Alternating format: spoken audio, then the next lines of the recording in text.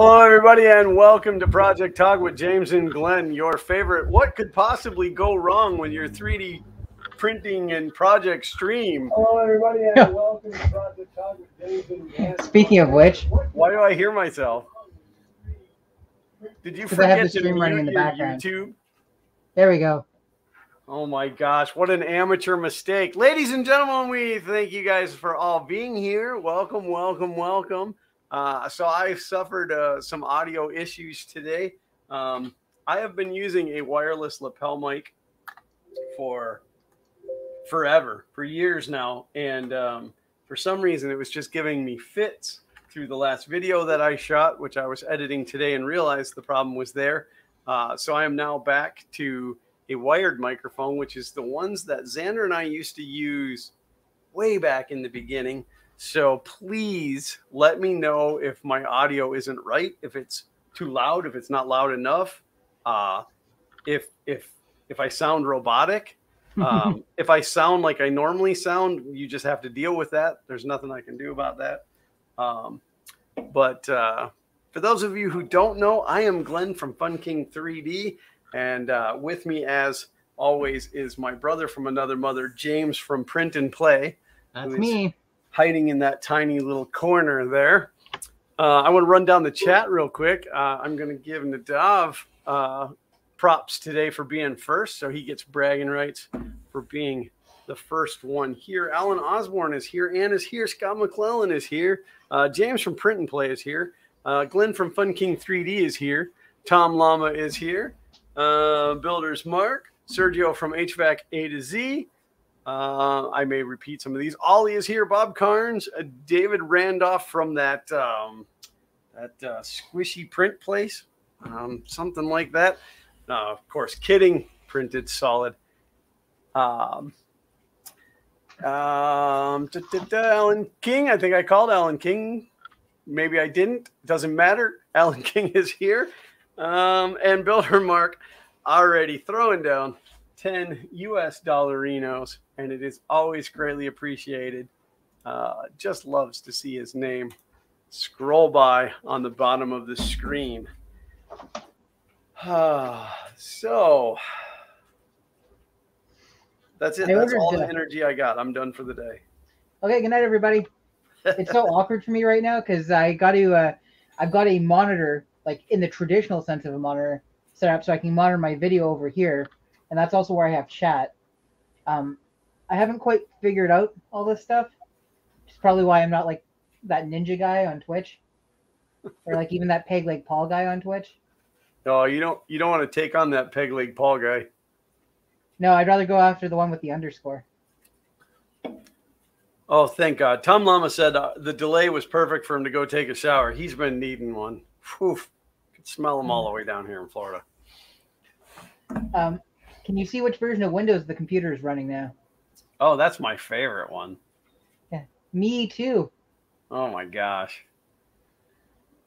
Mark said, I need those energy shots. Listen, I had two 12 or 16 ounce cups of the Diet Mountain Dews with my lunch today, and it has done absolutely nothing for me. Without giving away too much, I was working in the Fun King garage yesterday from sun up to well past sundown. Filming took place in the first part of the day. We began filming at about 8:30 in the morning and did not finish until afternoon for the first about 6 minutes of the video. It took that long. It took that long to film it. I did film quite a bit of the work that I did, but and I'm not going to tell you what I did or how far I got. You will have to wait. You'll have to wait for the videos. But I do promise the first Fummins project video is coming very, very soon, and that project is moving along at a very steady pace. I've gotten a lot done. It's now just a matter of putting the video together and making it watchable. Otherwise, yeah, I'm just tired. Like, have you ever had one of those days where you're just kind of in a fog? Like, I'm not sick, but I don't feel right. Does that make sense? I'm not. It's like that song, I'm not sick, but I'm not well. Right. Yeah. I don't know. I call those weekdays. Weekdays. Yeah.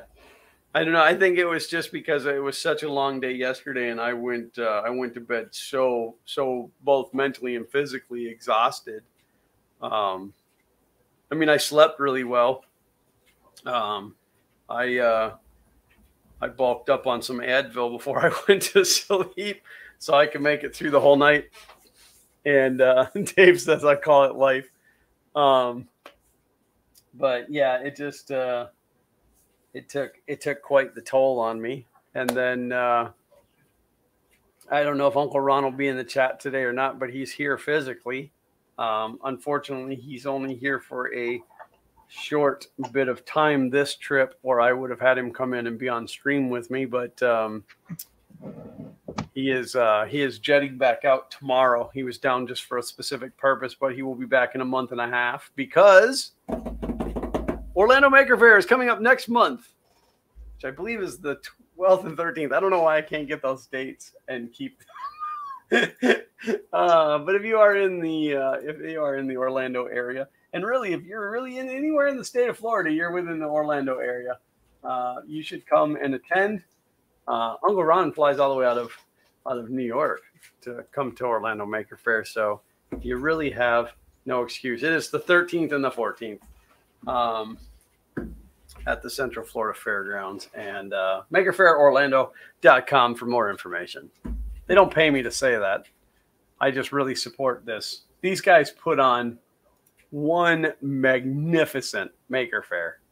I think that it's better organized than New York Maker Faire was.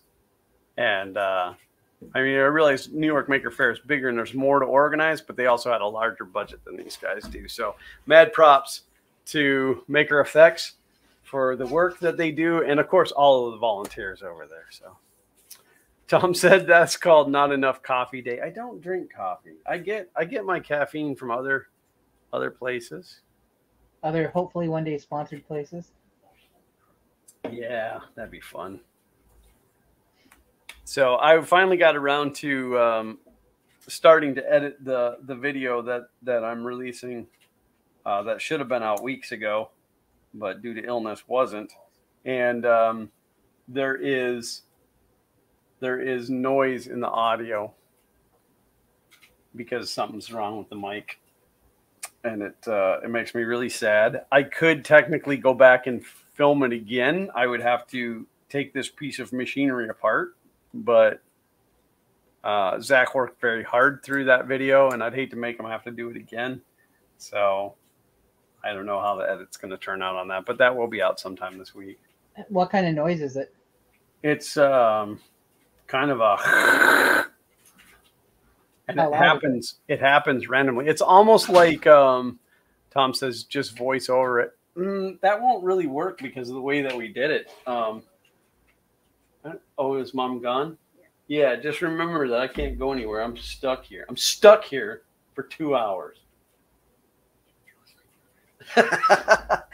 I think if we tried to voice over it, it wouldn't work because Zach and I had dialogue back and forth through it. So, but well, just rewatch it, write down all the dialogue, re-record the dialogue with the two of you just sitting there, and just paste it over top.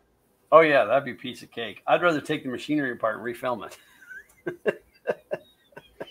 I mean, you could even just list off the ones that have the sound in them. Just like the video, and then like me literally talking over, but it's like 10 decibels louder. Well, no, you'd have to normalize the audio after. No, that wouldn't be any fun. I'll make Zach say everything I said, and then I say everything Zach said. There was a video or movie released a number of years ago, which was all about the conspiracy around the Titanic, claiming that the Titanic wasn't the ship that sunk. I don't know if you've ever heard these conspiracies. So the Titanic's sister ship, the Britannia, launched first, and it was like over the course of 9 months or something, it was in 2 accidents, and they had the boat insured, but the insurance wouldn't pay to replace the boat, and the final accident like bent its keel, so the boat had like a permanent list to one side. So the conspiracy goes that they swapped the Titanic and the Britannia. I might be getting the names wrong. Well, I mean, Titanic is definitely correct, but Right, yeah. they swapped them one night on dry dock, and they laid off the entire group of people that were working on them and hired new people, and they welded Titanic over the name of the Britannia, and then they sent it out to hit an iceberg on purpose so that it would sink, because it was, if it sunk, then the insurance would pay to replace the entire boat. So the reason I bring this up is it's a very professionally put together video, okay? Except for the host that's in this like mansion. He's walking around, he's got models and stuff like that. They improperly or just flat out didn't record his audio. So when all was said and done, they went to put it together. They had this video of him, but none of his audio talking, and they couldn't afford to fly him back out and reshoot the entire thing. So they asked him basically to try and remember what he said and record an audio dub, and then they put it over top of it. So a lot of the times the audio doesn't quite line up, and it gives you this like uncanny valley feeling when he's talking. So that is brilliant. Yeah, that is so brilliant. Well, on a side note, I've touched a piece of the Titanic, or at least I think it's the Titanic now. I mean, maybe not. I touched some of the Titanic. They had an exhibit in Canada. Yeah, they have one. They have one here in Orlando. They have a huge piece of it, and then they took a small piece of that and put it where you can touch it. They don't let you touch the big piece. So, hello, Paul Cumber. Thank you for joining us. The other great part of it is the video ends with their like gotcha moment, and it's supposedly footage from the bottom of the ocean, and they show the Titanic, and it shows where one of the letters, first letter T in Titanic, has fallen off, and then when you zoom in and enhance, you can actually make out like the letter B and R or whatever, and it's terrible CGI. It's like whatever money they put into that CGI, they should have put into re-recording the other part, because it didn't do them any good. But it's like smoking gun. David said that's just another crazy conspiracy. Everyone knows it was aliens and Stanley Kubrick filmed on a soundstage in Area 51. This is the big twist. They're like, how do we recoup some of the costs from this? So they gave all the footage they made to James Cameron to turn it into the movie so they could recoup some of the money.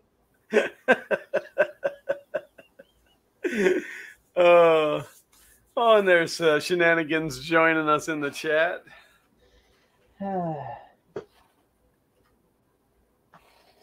Yes.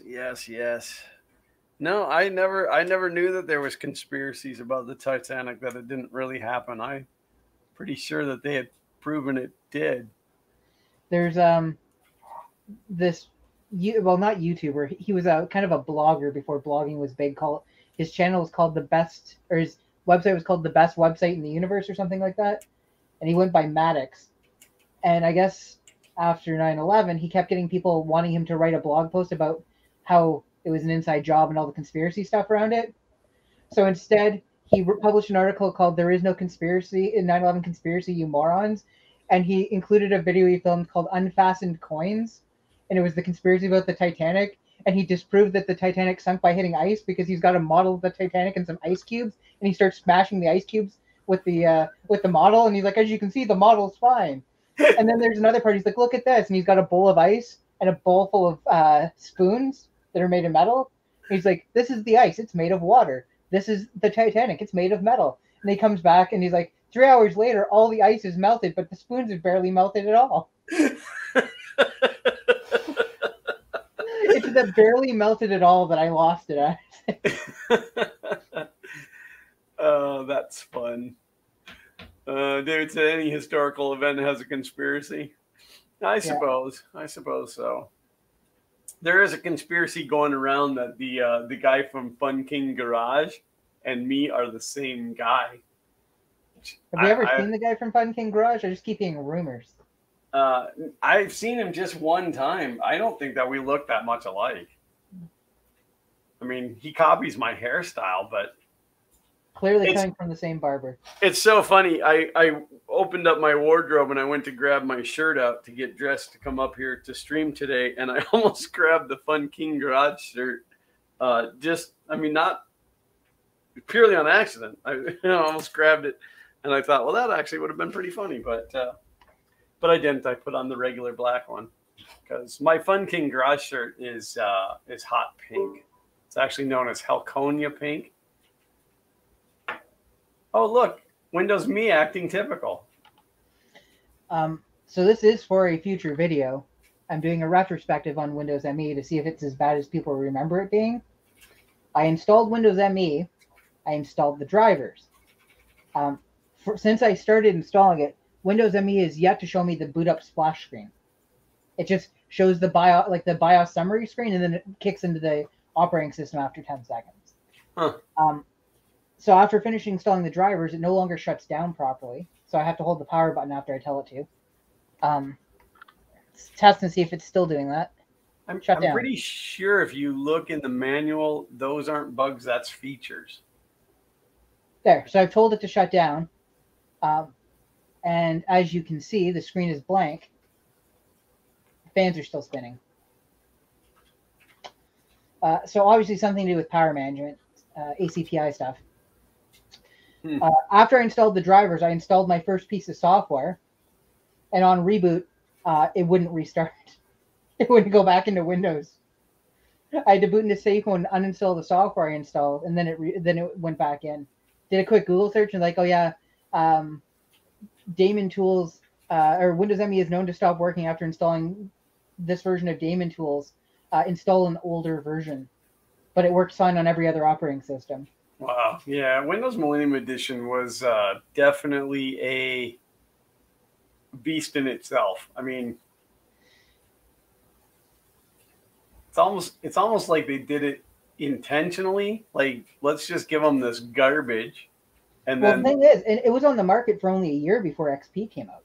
Yeah, well, it was like let's give them this garbage, and then they'll be so glad to take our new garbage that they won't complain about it. By comparison, this garbage isn't nearly as bad as the other garbage could have been. Right. Well, and look how good XP was. But was XP really that good? Or was it just that much better than Windows Me?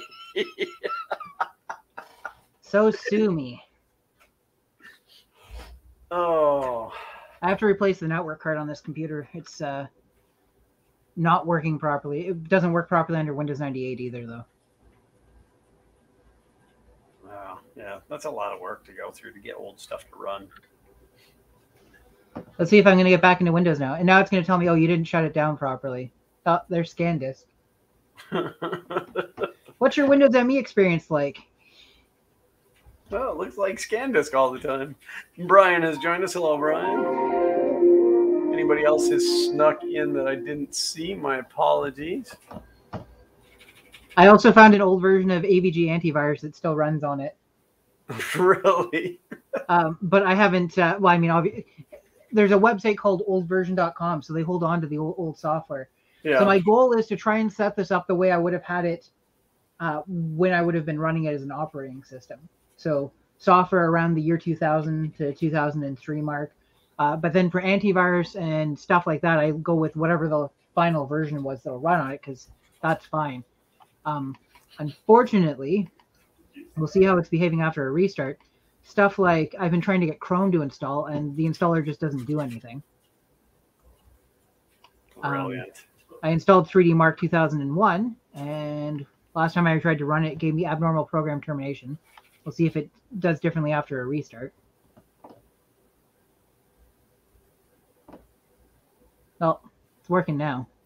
So I know that this isn't really a computer show or channel, but it is technically a project. So let's talk about antivirus. Let's talk about what? Antivirus. Sure. So I maintain a handful of computers with, see, how do I put this gently, with typical users. Okay. So antivirus is an absolute need. As an IT person, I run antivirus only because I do a lot of stupid stuff on my machine for testing purposes. But I'm also smart enough to have backups, and I don't click on links in emails unlike a typical user. But I have all of my machines in the office running both Malwarebytes, which works wonderfully for most things, and Avast to pick up just like the regular stuff. But sounds dodgy, Glenn. Dodgy. How? But so now Avast got bought out by Norton, which scares the ever-living crap out of me because Norton is garbage. So where See, does I've had go? I've had an antivirus theory since the beginning, and I might get the order wrong because they kind of did pass back and forth. But for a long time, McAfee antivirus was the de facto standard. You bought a computer, paid the $20 license, you got McAfee installed, and then McAfee's updates went from being like daily to like every couple of days to weekly. And at one point it was like, oh, we haven't gotten an antivirus update for it in like 2 weeks. And then Norton came on the scene. And Norton was still new and kind of had something to prove. So they were giving daily updates. And all of a sudden they were doing better than McAfee was. And McAfee also at that point was starting to add additional crap and bloatware into the, it wasn't just an antivirus anymore. There's a bunch of other stuff that they thought you needed. So then all of a sudden Norton was outselling McAfee, and Norton became the standard for, all the businesses that I was dealing with and stuff like that. And even like my dad worked for a large Canadian company and they switched all their stuff to Norton. Mm-hmm. And then Norton hit a point where their updates stopped. And it was like, well, we're bringing in so much money. And it was kind of like they thought they were too big to fail. So their updates slowed down and their stuff. And then I think McAfee came back again for a little bit, but it was only for a year or two. And that was when although I think Dell and them are back to packing McAfee on their machines again. I feel like antiviruses always expand until they reach a thing where they're like, oh, we've got so much of the user base, we can probably rail back a little bit, and then they get replaced. Yeah, well, Norton was a good antivirus until, again, same thing that McAfee's did, where they started to add more and more things to it, and it just got to be such a resource hog that it was causing more problems than good. Well, because there was one where it was just Norton antivirus, and then they had Norton antivirus, or you could buy Norton Internet Security that included Norton antivirus, and it was like double the yearly price or whatever. And then I think Norton antivirus kind of just disappeared or became a subsidiary of like, well, you have to buy Norton Internet Security even if you don't want to use all that extra.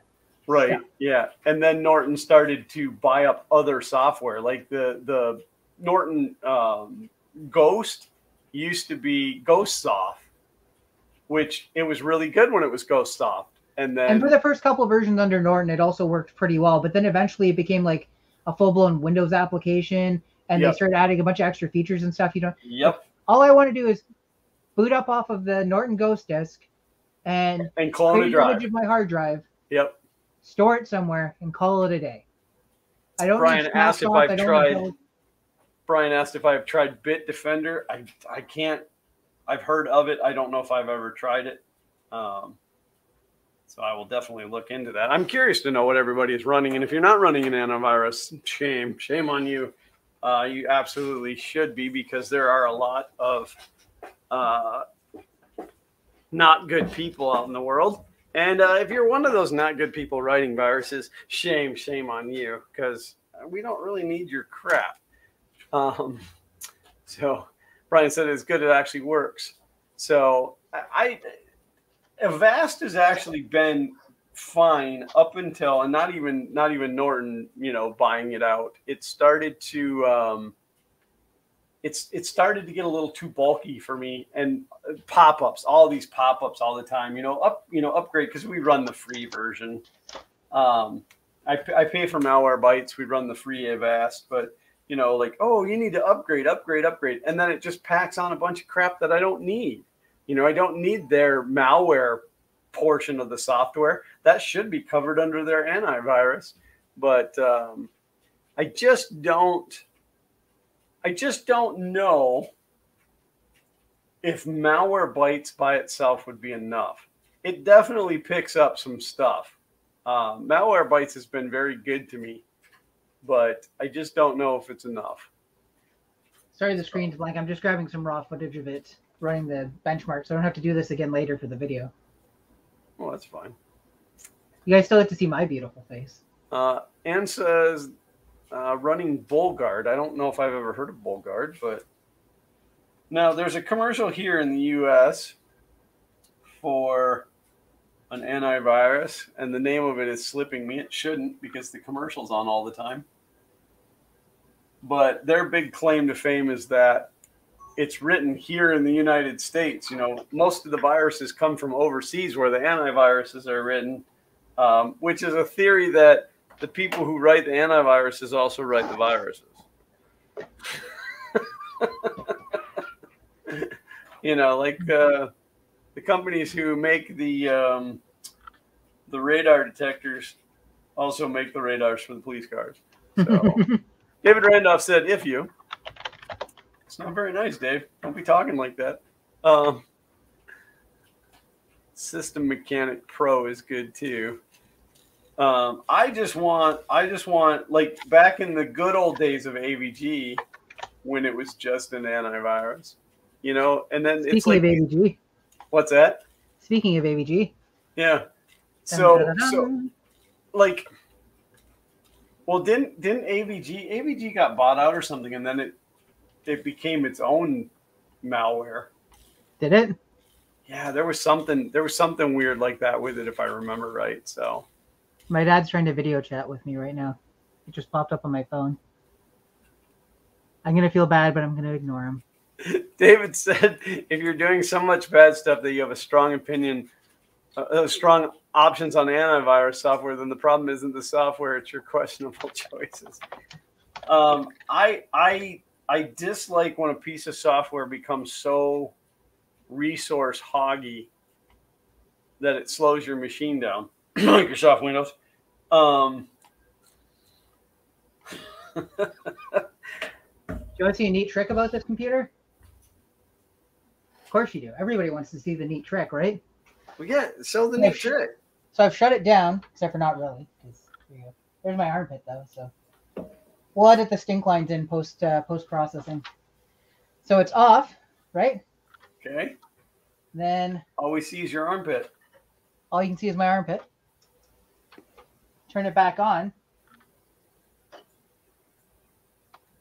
Let's see what happens.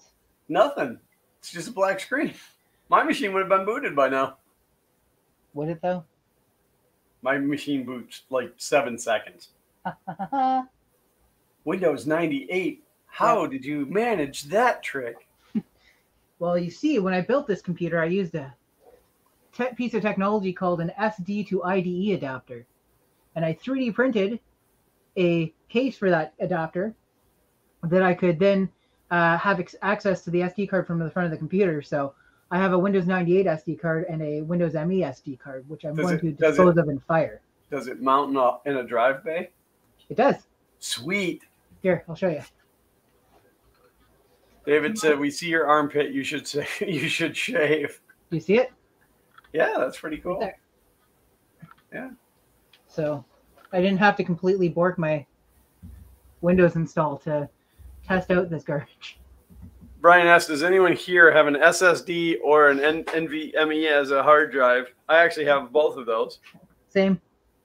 This particular computer that I use as my streaming computer has an SSD, a Samsung. And my regular desktop has an NVMe. It actually has some SATA drives in it as well, but I need to go find a network card, I guess. I don't know if I feel like doing that right now, but gotta keep doing stuff. Yeah, the crucial SSD drives, I don't know if they still are, but they were super cheap for a while. I ended up putting one in Xander's machine, and Zach has one. I hate how long a computer takes to boot. So you put your operating system on an SSD, and then it's like, cling.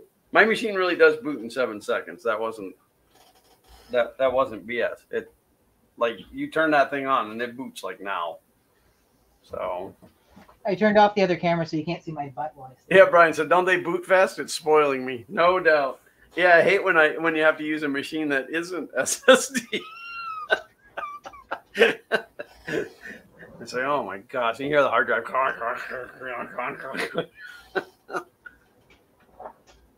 Let me tell you about my first world problems. The first issue I had today was I walked in the room and I told my Amazon Echo to turn on my studio lights, and she came back and said, "Okay," and nothing happened.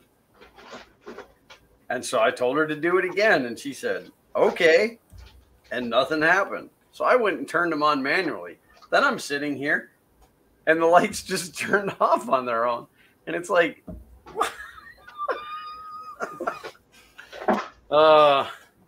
Had to turn them on manually. Can you imagine?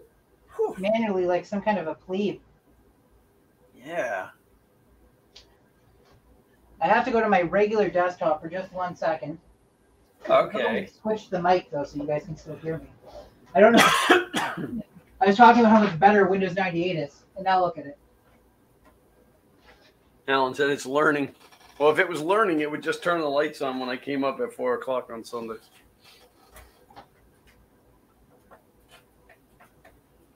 No, Tom, I didn't have to turn the lights on with a switch. I had to turn them on with 2 switches. 2. Actually, I have to turn on 2 switches, and then the rest of them are automated. So it was really 4 switches. I switched to my ASMR mic. Oh, that's nice. I can bring mine in all close like this and just let it rip. Just let it all out. Guys, listen to this. I moved mine up higher because it was blocking my Are you eating something? No, I'm doing ASMR. Oh.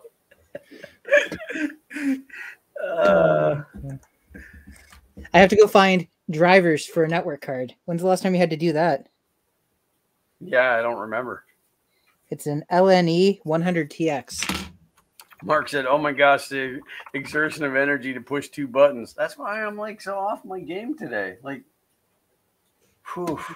I mean, one was a switch that I had to flip, and then the other one I had to push the button. One was way down on the ground, and I had to kind of climb behind the computer to get to it. So, yes, Ollie, like a caveman. That's exactly what I said to my wife too. I said I had to turn on the lights like some kind of a caveman."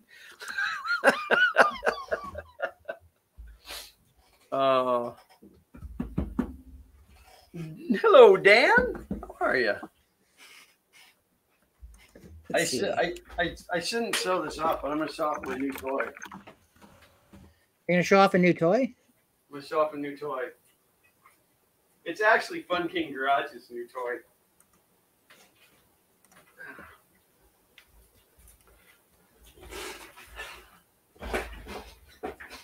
I have no intentions to use this as my live streaming camera here, but I'm definitely looking forward to recording some stuff in the garage, some high quality B-roll. Those those GoPros that I use, which are the 3s, and I bought them used, but the battery life on them are so terrible. And they always die at the most inconvenient moment that I've almost thrown them across the street into the woods at multiple points in my day. So I broke down and bought the Sony. So now I just got to get Sean to show me how to use it.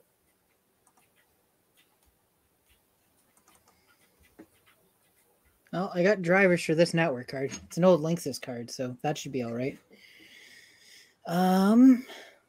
Now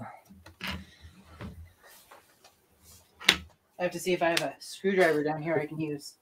Mark said I got to test it out in the studio first just to make sure it works. All right, so last week when James and I did the Minecraft stream, which I want to say thank you all to everybody that showed up and just hung out while we played Minecraft, because I had a really great time doing that. But so before that stream started, I got Xander's green screen to put behind me, and I went to zoom in. The camera that I use is a Sony Handycam that I got from Tom Mama some time back. and I was going to zoom in so that all of this wasn't here, so I could have the green screen. And as soon as I touched the zoom on that thing, it blurred out and it would not refocus no matter what I did. It just completely bugged out, and then I was freaking out. But I rebooted it. I shut it all down, brought it back up, and it was okay. So I've decided that I don't want to touch anything in this studio. I just want it to work. So, I mean, I guess I could mount this next to it, but I'm not a, I have to cough. Hang on a second. I'm not a photographer. I'm not a videographer. I have never owned a camera to this caliber. I've always just had point and shoot cameras. So I've already had information overload as far as different lenses and f-stops and ISOs and shutter speed, unless some of that stuff's the same stuff. So like I don't have a clue. I just want it to work so that I can have a good camera recording me doing the work when Sean's not available, or it's not reasonable to have Sean stand there for 8 hours filming me turn and wrench. So that brought me to this. And who knows? Maybe it gets used here eventually. It's definitely going to go to Orlando Maker Faire with us. So the microphone was one that Comica sent me sometime back for testing. It seems to work okay. It's not going to be as good as Sean's Rhodes mic, but can't afford one of those. Brian said, "What I hate is when the A doesn't respond to my Fire Stick when I push the button." Yeah, it's like they just quit talking to one another. So I don't know what the final decision on that was. Could I eat something? You might want to text her and ask her, because then if she brings home and you've already eaten, I mean, you could eat something light, but no food for you. Mark said, and throwing wrenches. I have yet to. I won't say that I haven't been angry at a couple points in this project. It's usually towards Ford specifically, but I haven't gotten mad enough to throw anything yet. So. Oh well, it doesn't count then. Right. So the new network card's installed. I just realized that probably all you saw was my back while I was doing that. But here's the funny part, though. I've been talking about Windows Millennium being unstable garbage. I dropped my Windows 98 card back in, which I haven't done anything to other than, physically swap it, and it's getting stuck on something. Yep, it's angry about something. If I had to guess, it's going to be this.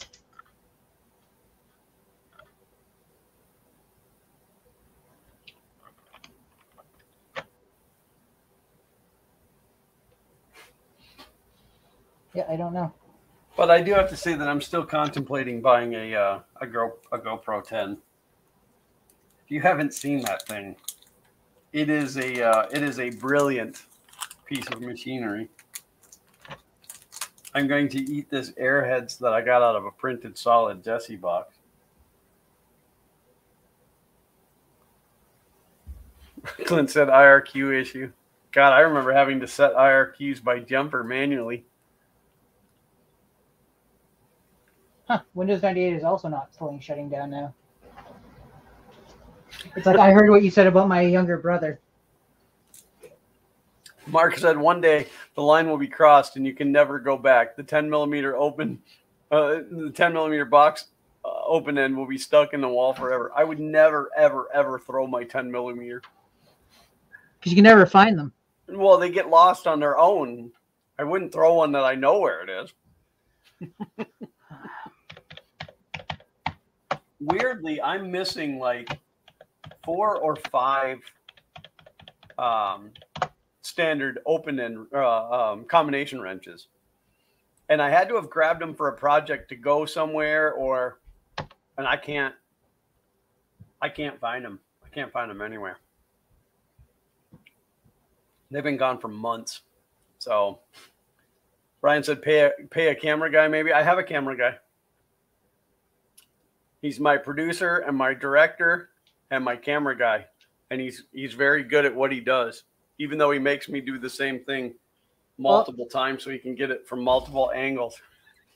So I said, if I had to guess, the problem was going to be my USB drive, because Windows 98's USB support isn't fantastic to begin with, and then USB mass storage devices was an afterthought. You have to actually install an additional device driver to get it to recognize them. And lo and behold, the first boot without it in,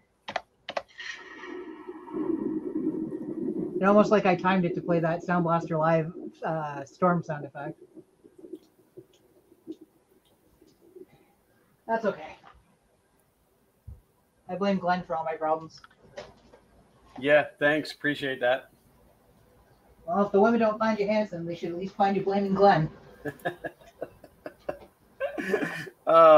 Now remember, if you're not dirty, you ain't rich.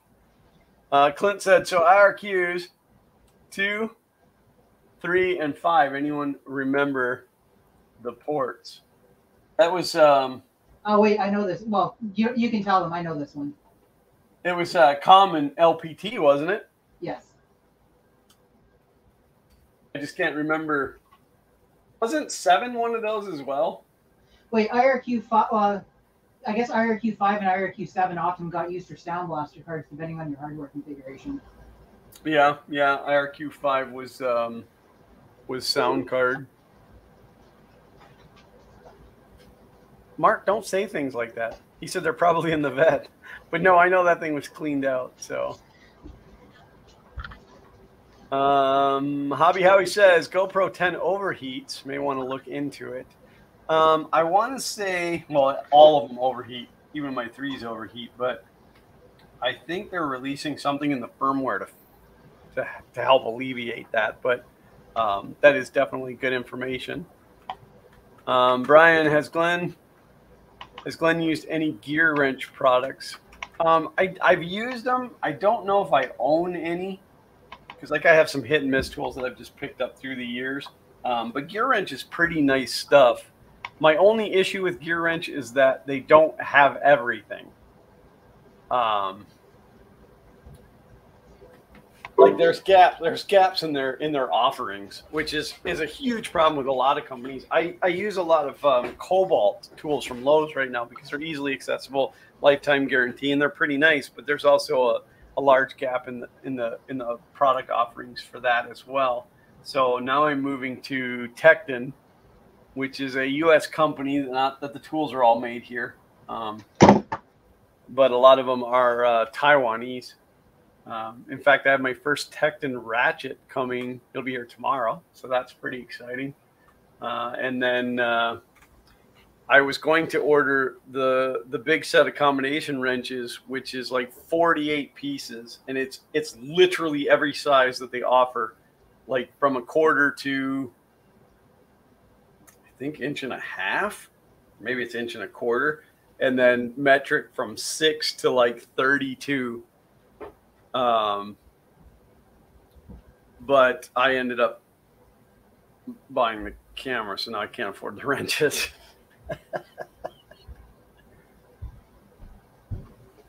So, but for the cost that it would, for what it would cost me to replace the couple of wrenches I can't find, and I'm sure they're around here somewhere. I'm bad about bringing tools into the house to do a job and then like kind of setting them by the back door to go back out to the garage, and then I procrastinate taking them, and then the wife's got a bad habit of putting things away for me, and then I don't know where they are. So I don't know if that's what happened, and I'll come across them. But to go out and buy those, the few that are missing, I could almost buy a whole new set. So they're crazy expensive to buy individually. So I can't have mismatch. They would have to be Cobalts again, and I do want to replace all my tools with Tecton. So Tecton, if you're listening, I wouldn't say no to a sponsorship. Get on board with this up and coming YouTube channel that one day will have content. That's right. Well, it has content now. Just Only one video. But it is one spectacular video.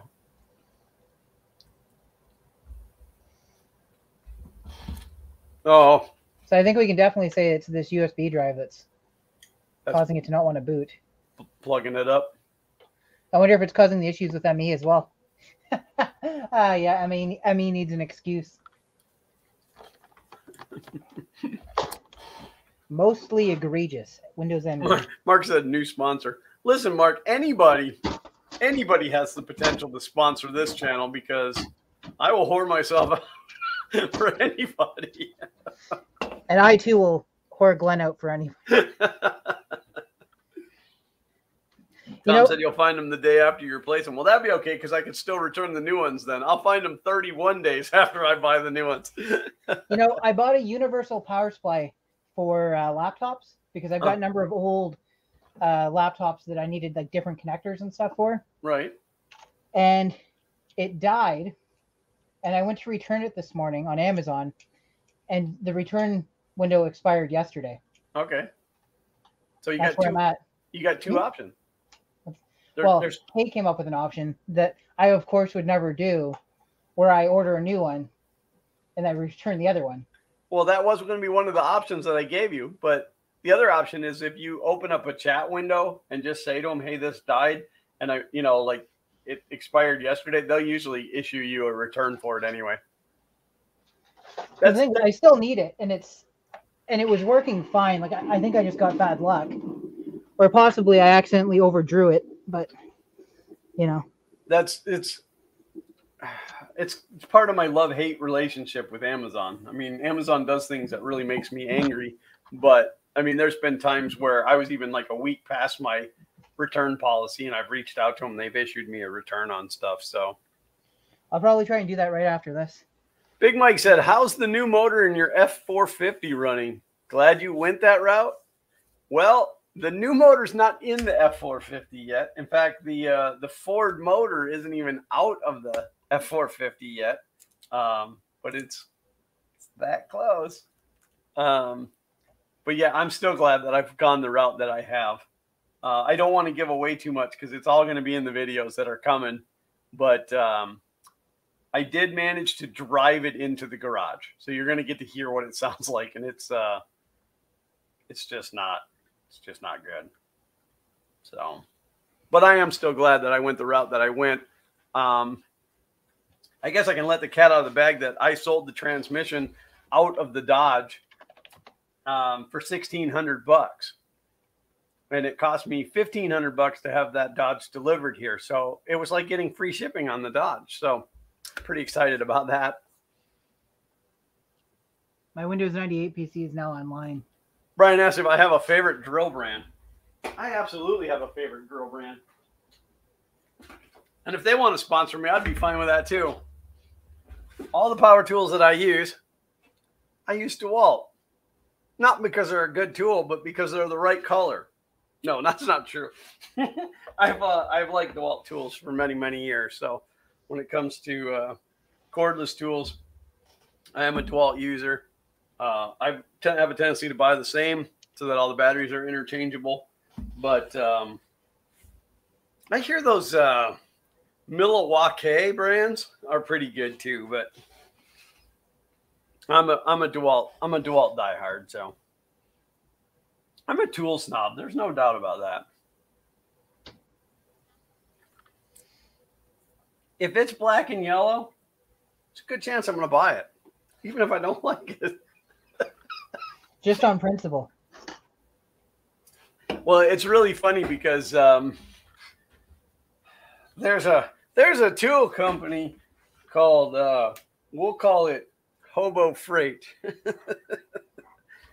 Their air impact wrenches, the Earthquake series, actually get really good ratings. It's a really good impact wrench, and it's not real heavy. Well, now they've come out with them in colors, and they have one that's a yellow body with black accents on it. And I was literally this close to buying it one day when Sean and I were in there, and then I said, nope, you know what? I want a cordless one. I said, I want the big DeWalt 20 volt cordless impact wrench because it's like 750 foot-pounds of torque. And then we both laughed because it's also black and yellow. So, Big Mike, curious why you can't share information. Is it because of smog regulations in Florida? No, it's because all of that content is going to be on Fun King Garage. And if I give it to you guys now, then you'll already know what's coming. So, and then you may not watch his video, and he needs every view he can get. Right? Yeah, I want you to watch the videos. I give away little pieces. So making videos over there is completely different than anything that I've ever done as far as YouTube. Because really I have to do like a month's worth of work to get a 20-minute video that's worth watching. Nobody's going to sit and watch a video of me just turning wrench for 8 hours. That would be insane. You guys wouldn't watch that, right? Because I have hours and hours of turning video or of turning wrench video. So like I want to blab. It's not that I'm bad at keeping secrets. I want to share with you guys, mainly our core audience, because you guys are like family to me. So it's like I want to tell you what's going on over there, but I gotta be somewhat discreet so that it's new and fresh when it comes out over there, and you guys aren't like, oh, I already know what's gonna happen. So plus that way, if stuff happens where you don't finish it, then they won't call you on it. Well, no, that's my whole life. Every project that I have. Well, okay, let's go down that road, because I had actually reached out to some of the people in the Fummins Facebook group for advice, because I'm having a really hard time. I guess not anymore, but I was having a really hard time deciding when I pulled the Cummins out of the Dodge on what I should do to that motor before it goes into the Ford, because the way that I'm wired, I want to pull that motor out and make that motor the best that I can make it before I put it into the Ford.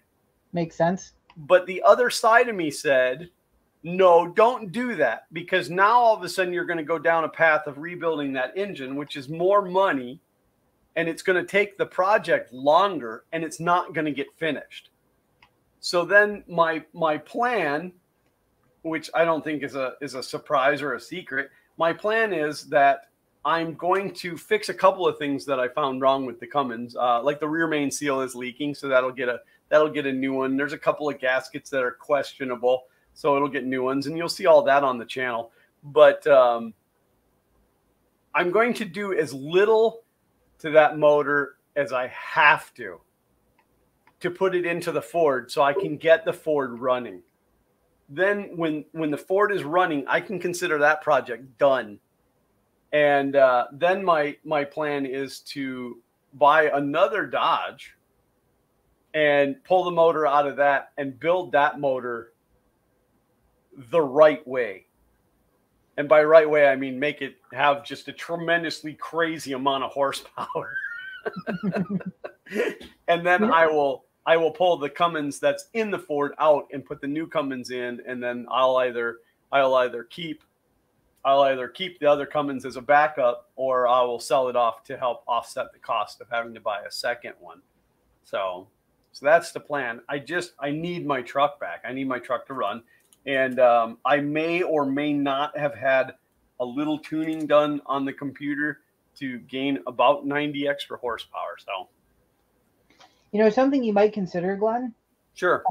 There are people that will want to watch like super long format videos, right? There are people that like to be with you step by step. You might consider putting like less edited, longer versions of it on a third channel, where you basically just like, as you're putting your edit together, before just you trim it down. Like Fun King Garage Raw? Yeah, or Fun King Garage like in detail or whatever, where you show off everything you're doing versus the quick cuts. So the people that want to hang out and watch the whole however many hours, they've got that. You can at least see if that's something that people end up watching. Yeah. Well, I mean, and going forward, it's going to be different. Like right now, the audio is really bad on all of the the long filmed stuff because it's all being filmed off of the GoPros and they're in waterproof cases. You know, and it's like, it's terrible. So, but it'll get better now because I have a different camera. But Big Mike said, heck, I would still definitely watch, but I'm a gearhead. Well, good. I'm looking forward to you watching. So I really think like, all right, there's something that we have to film, and I'm not sure exactly when it's going to happen. Hopefully today or tomorrow, because it's kind of holding up the project otherwise. But and then once we have that piece, I think that's going to wrap the first real episode of this project. So that video shouldn't be too long out. I don't know if Sean's still watching, but he'll probably be spinning out of control right now. But so, but it's gonna be good. It's gonna be. I like it. Big Mike, how many miles on the Cummins? 238,000 miles on the truck. The only thing that is known to have been done to the motor, it had injectors put in it 18,000 miles ago. The transmission was swapped out for a tow transmission, which is how I ended up getting as much for it as I did. So it was a rebuilt, stronger, tougher transmission. So,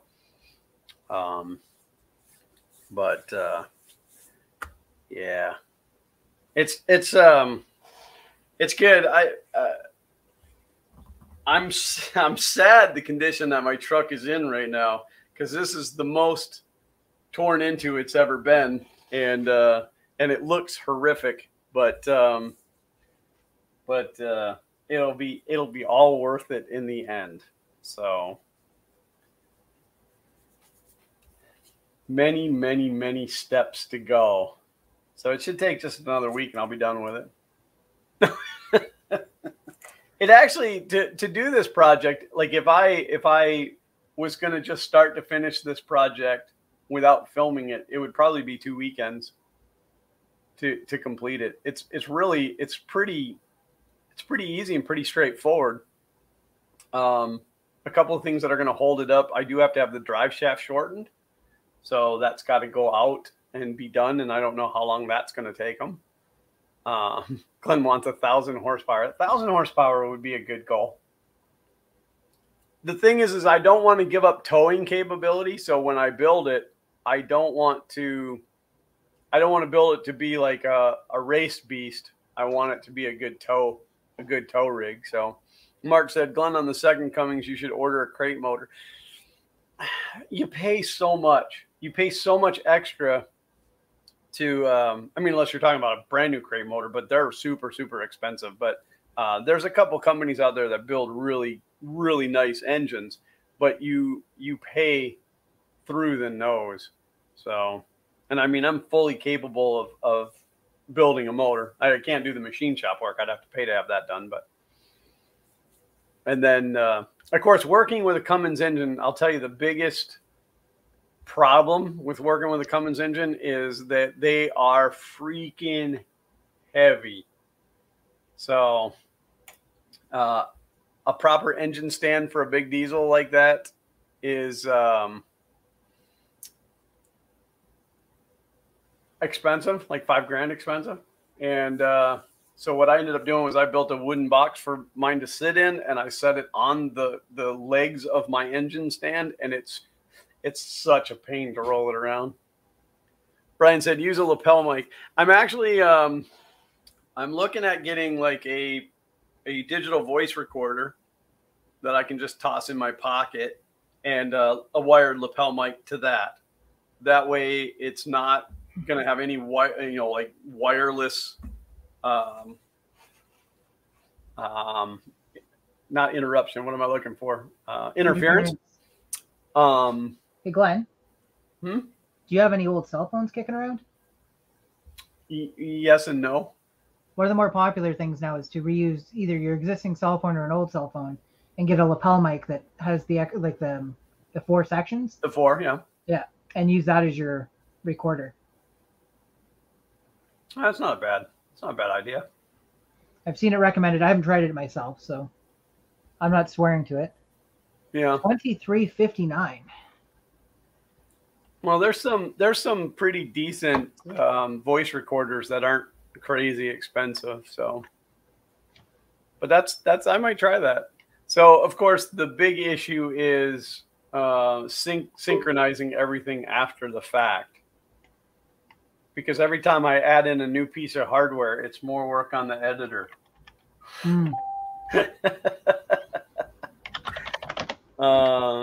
Big Mike asks, is that block solid? No, it actually has bores for the pistons. No, I'm just kidding.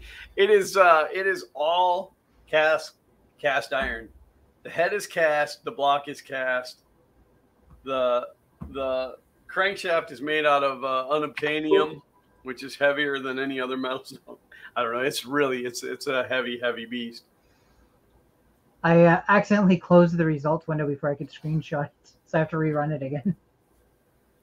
Brian said, also the Cummins is going to need every KC off-road light known to man, except for it's only a two-wheel drive truck, so it's not going off-road. Also, when I bought it to pull a fifth wheel RV, and I didn't really want a four-wheel drive. I didn't need it, and then later I realized I should have bought a four-wheel drive, but it's fine. How many people do we have watching? 22. Oh, we're doing better than last week, I think. I looked at the we can talk about this publicly, right? I looked at the analytics because you had sent me that message. The analytics were exactly the same as it usually is. Oh, okay. So sneaking in a Minecraft thing once a month or whatever probably isn't gonna. Didn't really hurt. So Bob Karn said 11-7 people. But it's the first 11D that count.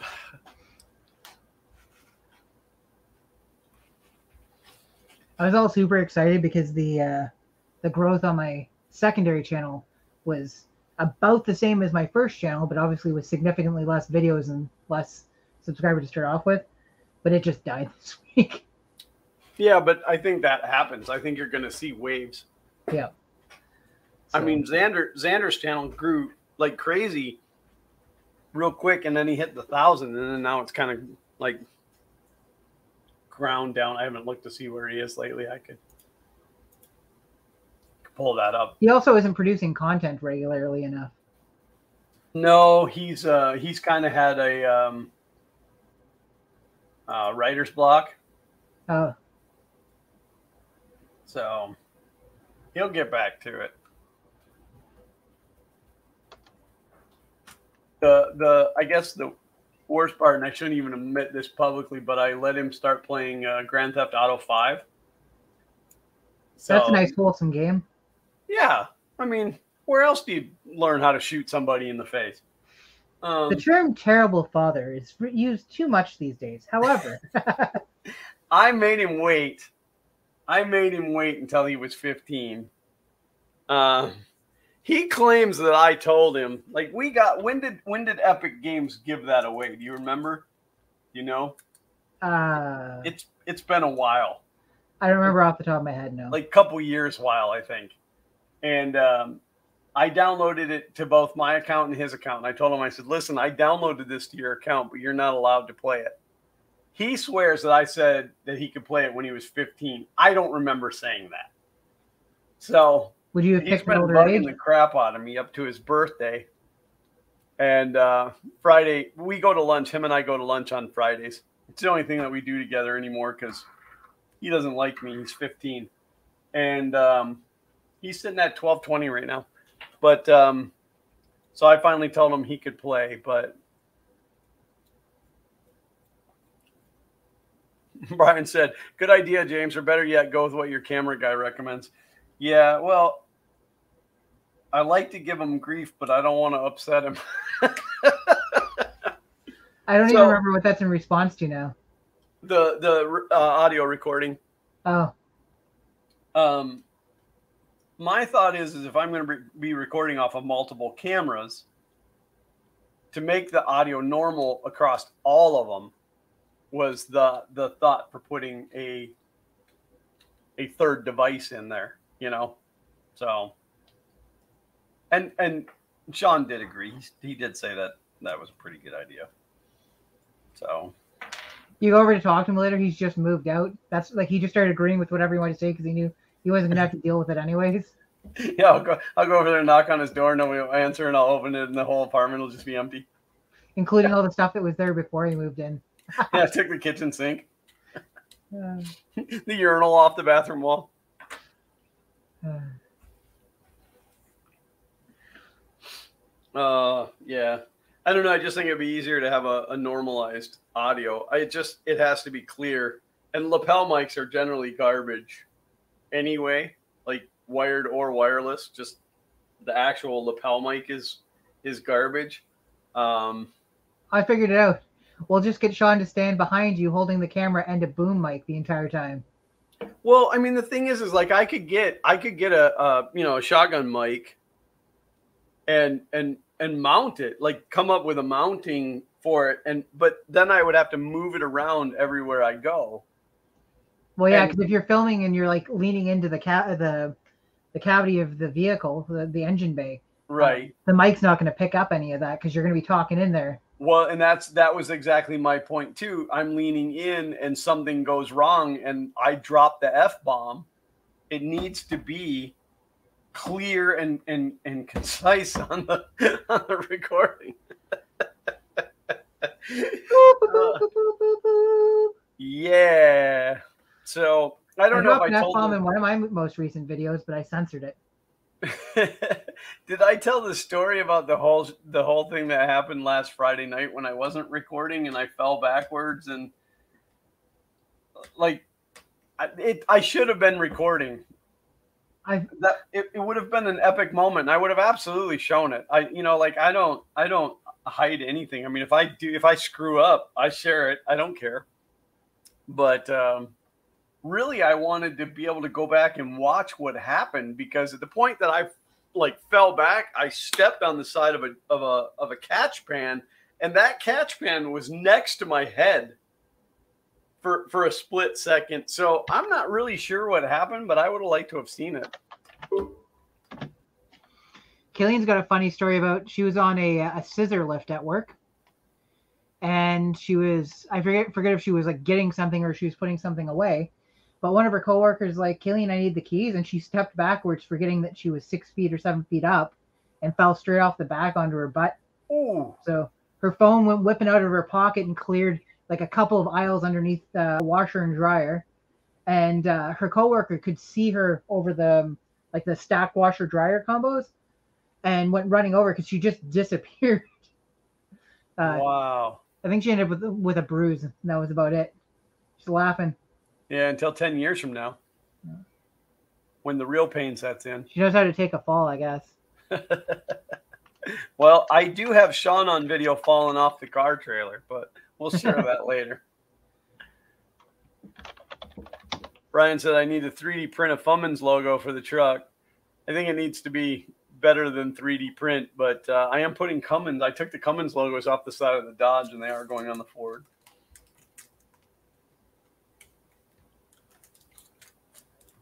We're down to 19. We lost 3. Oh, well. It's not my channel. I wonder if I can go to oldversion.com in an old version of Internet Explorer. And get a copy of what? I just wonder if I can go to oldversion.com, which is the website that hosts old versions of software. And as you can see, here I am on Internet Explorer probably 5?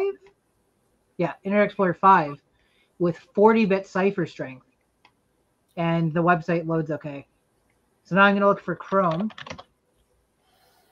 It's warning me like, hey, you're doing a public search. You could be getting yourself into all sorts of trouble. Somebody might see what you're searching for. What are you searching for? I don't know if there's a way to filter based on OS.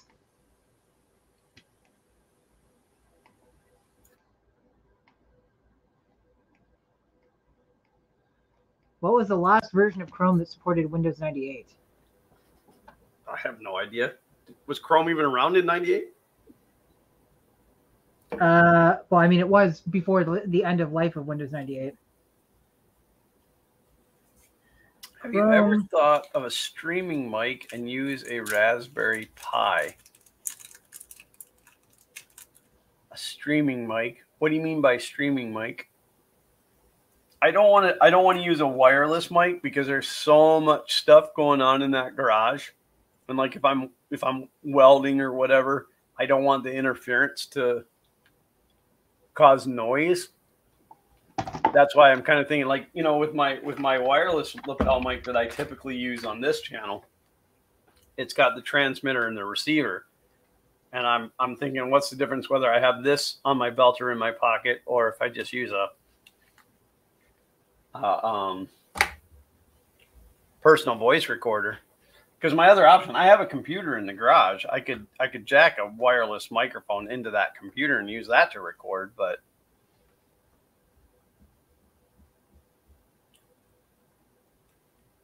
I mean, when I finally have my meltdown, I want good audio with it.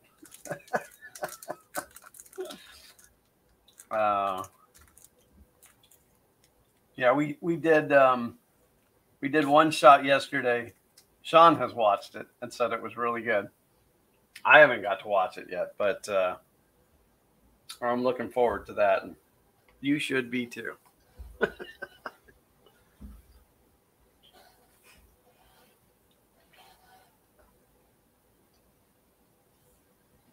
Look at that. Downloading a piece of... Oh, it's...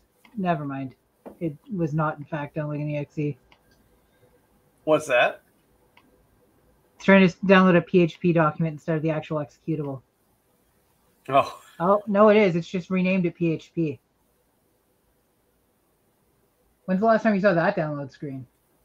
Yeah, it's been a while. So the final version reported or purported to work is the one that I downloaded already. But then I looked at a previous version from that, and it doesn't list Windows 98.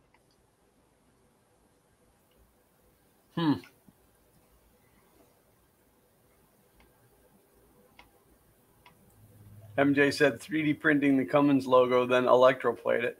Oh, that would hold up. Yeah, that would be all right.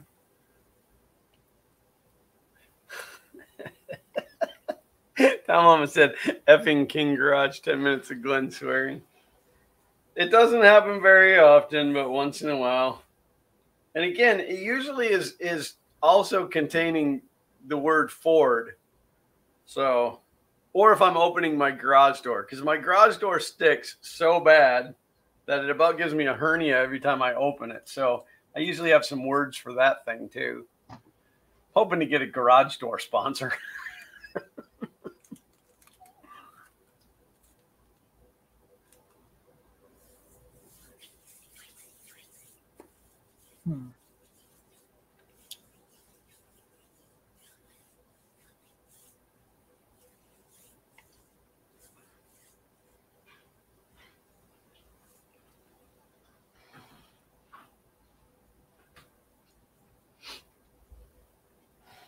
What? You just having a moment of silence? Yeah, I ran out of things to talk about. We were talking about you, 1220. And James said, you suck because you're not making content anymore. Takes after his father, doesn't make content. The other peg leg Paul is going to be better than this guy. The other peg leg Paul underscore? Yeah. That's why Xander doesn't make content anymore. He doesn't want that guy commenting. Run away. Check for updates. Let's see what happens. For AVG. I'm going to assume it's not going to find anything. Oh, Brian said a wired mic, like a Yeti on a boom. Again, the problem with that is I would have to move that around with me. I think as time goes, it'll be a little bit different. There's a little Minnesota coming out there. Did you hear that when I said goes? Minnesota. When I mean, like right now I get so locked into whatever I'm working on, I don't really think about the cameras. And then that's also kind of the problem with the GoPros is they'll just shut off. Well, you know, they'll overheat or go dead or whatever, and they'll just shut off, and I don't know when they shut off and you know what they got and what they missed. So if I have to move cameras and move microphones and stuff, I'm going to have a hard time remembering to do that. And as time goes, I'll get more into the rhythm of that. I don't know. I just, I kind of want to be able to just like set it and forget it. Wasn't that an infomercial? You just set it and forget it.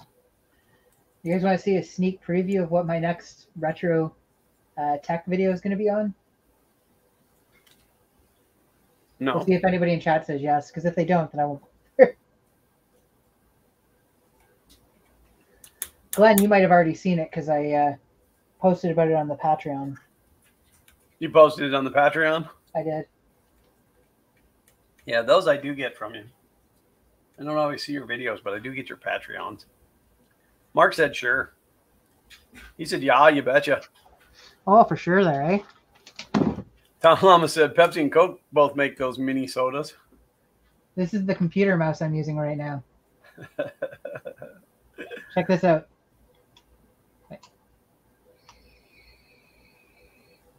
Did you hear that?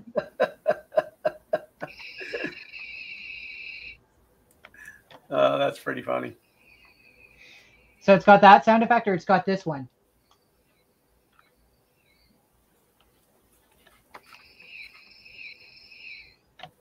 I can't believe you'd actually use that thing. It works great as an actual mouse. I'm not nowhere to belie. Yeah, but doesn't it kind of like lessen its value? I don't collect things for their like eventual retail value. I collect them to enjoy them. Okay, that's fair. Because like I still have the box and everything, but if I'm just gonna let it sit in the box, it's just one more thing that takes up space in my basement. That being said, I do have this on standby, which is a more standard offering. Oh yeah, practically brand new. But look at that. That's not the glossy one though, right? That's the textured one. It's the textured one, yeah. Yeah, somewhere around here I have one of the glossy ones. So we used to that was our go-to mouse when I had my computer store. Yeah. But like, I can't say they were legitimate Microsoft mice, but we were buying them from our supplier. But they were cheap. They were only like $7. Yeah. There were ones where you could sell them for $10 and still make a profit. Yeah, but and you kick them in with a computer that you were selling or whatever, and you didn't feel bad about it. The glossy one that came in the retail box, which was like $60. I have one of those around here somewhere. I also have a glossy one, but it's not the kidney bean shaped one. It's the one where it's just like square with a little rounded bottom and it's slightly smaller. Yeah. But it's that glossy one, and it went an awful shade of yellow, but I managed to retro bright it back to not quite what it's supposed to be, but close enough.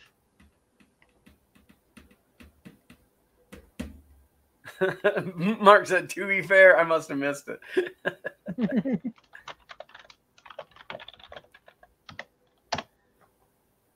Bob Karn said a few years ago, a TOS communicator and phaser were released that are Bluetooth speakers and TV remotes, respectively. Those are fun.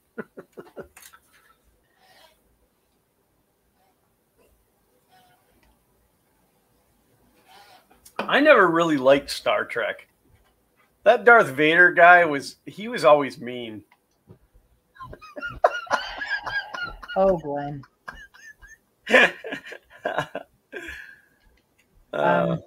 Can anybody else look up, because I've been trying to search it on my phone, what the final version of Chrome was that supported Windows 98 and Windows ME? Well, Me came before 98. So if it works in Me, it should work in 98, right? ME came after 98. It was in between 98 and XP. Oh, that's right. It was Windows ME was basically Windows 98 Service Pack 3, but they screwed up a bunch of the stuff in an attempt to make it faster. Yeah. They very deeply obfuscated real mode in order to speed up the boot process, and they changed a bunch of the ways that a bunch of stuff about the way it loads drivers and stuff, which led to stability issues. Okay, so there is a Wikipedia article about Chrome versions. Did you see that? I did not see that. Okay, so I just didn't want to read down through something that you've already read through. So but it doesn't go. It only goes back to 2008. Well, but I think let me jump back to 2008 and take a look and see if they have 98 listed as under their support. It's version 0.2.149. 0.2.149. It's listed as the first release. 0.2.149.30 beta. Well, this is 0.2.149 as a quote unquote major version. Maybe you're right. Maybe Chrome just doesn't support Windows 98. I think it came out after. I don't think it was around back when 98 was around. Definitely supported Windows XP because that's. Let me find out. I'm just gonna. Did Chrome support Windows 98? Did Chrome support? Mark said, "Boy, that's throwing some gas on the fire." Are you talking about me and my Star Trek comment? Yeah. Well, my favorite Star Wars movie was the one with that Spock guy. Remember that Windows 98 is a 16-bit operating system. Windows 98 is not a 16-bit operating system. What was that, James? I couldn't hear you. Xander was talking. Oh, one of the things is remember that Windows 98 is a 16-bit operating system. Like Windows 98 is not a 16-bit operating system. It does run 16-bit stuff, but it is 32-bit supporting. Right. I'm just going to search for the latest browser for Windows. Yeah, Tom Mama said Chrome never ran on me. That'd make a good T-shirt. Chrome never ran on me.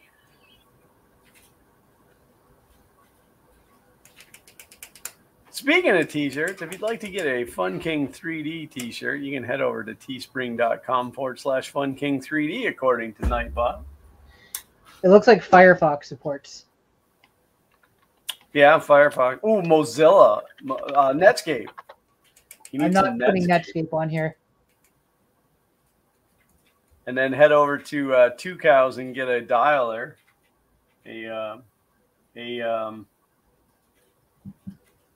What was that called? The TCIP. God, I can't even remember now. I missed part of what you were saying. I said head over to Two Cows and get the TCP/IP program. Yeah, it wasn't really a dialer, but it was a dialer that you had to use to get onto the internet. Somebody's got to remember what I'm talking about. Two Cows. They finally took Two Cows offline. Can we play the game of does anybody remember what Two Cows stood for? I don't.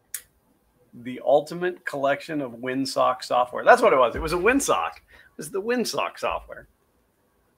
Two Cows started just as like internet-based software, and then eventually you could download anything and everything from there. It became just a software download site. But okay, so I've confirmed that Firefox 2.0 supports it. Now I want to take a look at 3 and see if it supports it. Probably not. Brian asked, James, do you remember how ugly the old Ho mice were? And I thought, what? And then he corrected and said HP mice. How old are we going back? Because I have an old HP one that's based on that generic Logitech one they released. Okay, 3.0 also supports Windows 98. So let's see how far into 3.0 we can get before they drop it.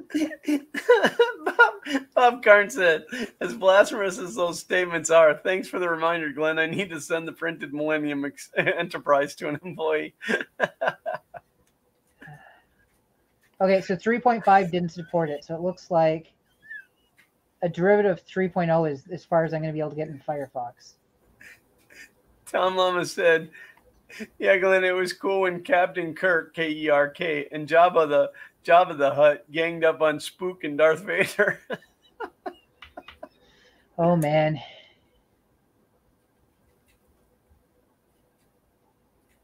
(2007, 7, 8, 8, Vista. Oh, Vista. Oh. So it looks like the oldest browser, or the newest browser I'm going to find that's one of the mainliners is going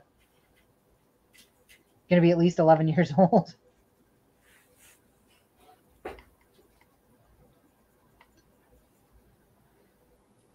We do have fun here, though. What's that? I said we do have fun here, though. That is the whole point. You know, like in life, there's fun and there's not fun. I don't like not fun. I'm debating now because I do want to be able to stream from over here. In fact, this is probably going to become my primary streaming spot. I'm debating now mounting a display up on the at the roof level and tilting it down pointed towards me and using that for chat and stuff like that. That's what I'm considering right now. Yeah. If I actually did that and got things cleaned up and I was able to, well, I don't want to turn this into my full desk because if it becomes my full desk, it's going to be just constantly cluttered with stuff. Well, the other option would be like, you know, either a phone or an Android tablet that you could put the chat on that and just, you know, move it around so that it doesn't take up any space. I actually had a company send me a kit for converting a Raspberry Pi into a tablet. Oh, that's cool. So that'll be one of the next videos. I ran into a snag with it and I contacted them and said, hey, like it's doing this. And they're like, okay, it's possible something that bounced around during shipping. There's a potentiometer for adjusting this value. And so turn it until this happens. And I did that and it's been fine since. So I messaged them back, said, do you want that included in the video? Because the video is supposed to show people how to like set it up and get it up and running and some of the stuff you can do with it. I'm like, or is this going to be the kind of thing where you're going to like start maybe hot gluing that pot into position when it ships or whatever so it doesn't happen? So we'll see what happens. Cool.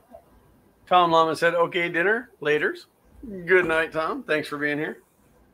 Thanks for being your mythical self.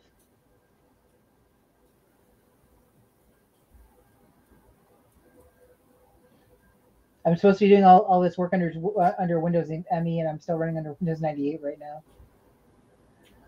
The USB drive is shared between 98 and ME, though, so that I don't have to... Yeah, I was going to say you're going to have to do it again anyway, so... Yeah, exactly.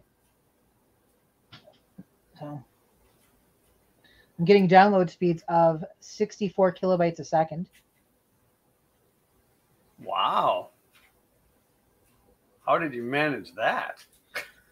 Just lucky, I guess. I think there's some tweaking you can do for network performance on a Windows 98 ME machine, but I don't remember the stuff. It's been so long. Yeah, it has something to do with the MTU setting.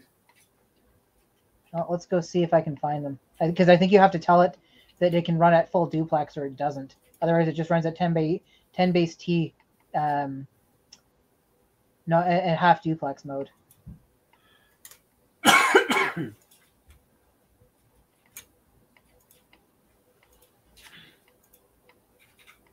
I have a lot of very useless Chrome windows open, and I don't remember why. Useless Chrome window was my nickname in high school.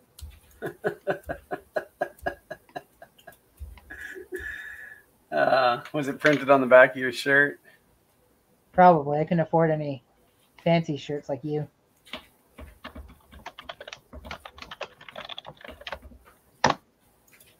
Oh, it's extracting. This version of Firefox requires Windows 2000 or newer. Well, nuts to you, you Luigi. It says right here, Windows 95, 98, ME. Almost made it. Yeah, but didn't you know Windows 2000 came out before Windows 98? That's another thing that I got to tackle in the video is the fact that the naming convention for Windows 2000 and Windows ME was confusing and misleading. Yes. Because there's plenty of people that would just assume, oh, I'm buying Windows, I'm getting something with Windows 2000 or Windows ME. That's got to be the same as 2000, right? Right, Millennium Edition, yeah. I actually distinctly remember getting a desktop replacement. So it looked like a laptop, but it didn't have an integrated battery. The battery pack was external by Elite Group Computers.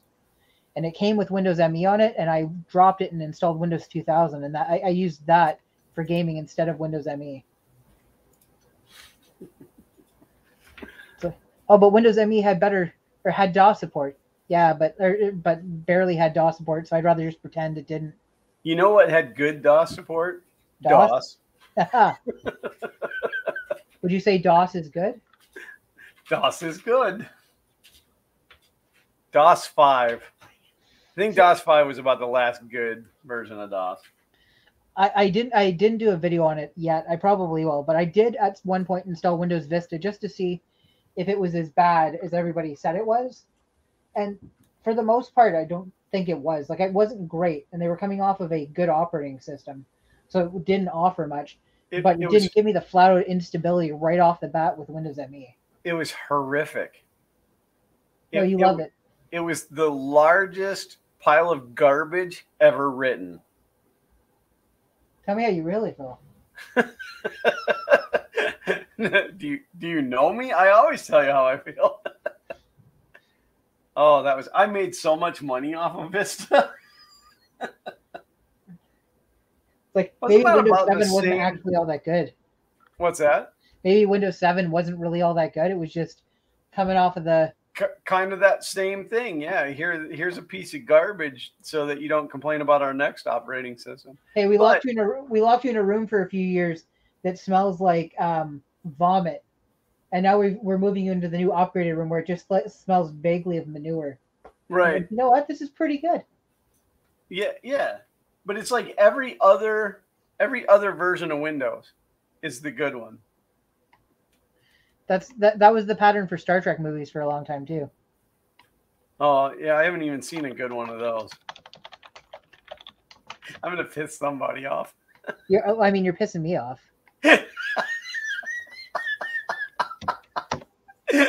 If you watched any of my retro videos, every single one of them, except for the first one that I recorded 2.5 years ago, has Star Trek in it.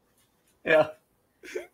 Well, I said to Sean yesterday when we were filming, I said, I could like piss off half of the country and just be like, I hate Dodge trucks, but they have a good engine in them.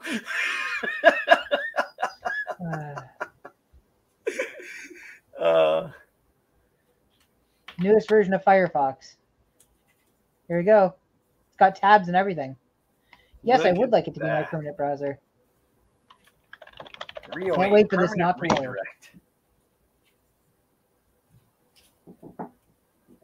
Now you have to go to the Wayback Machine and go to a GeoPages website.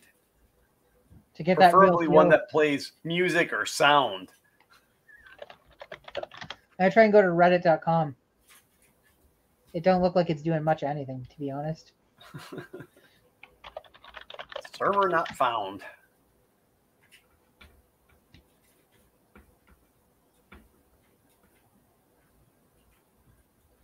Well, oldversion.com also loads under. Let's see. Unable to verify the identity of apis.google.com. Let's go ahead and accept the certificate.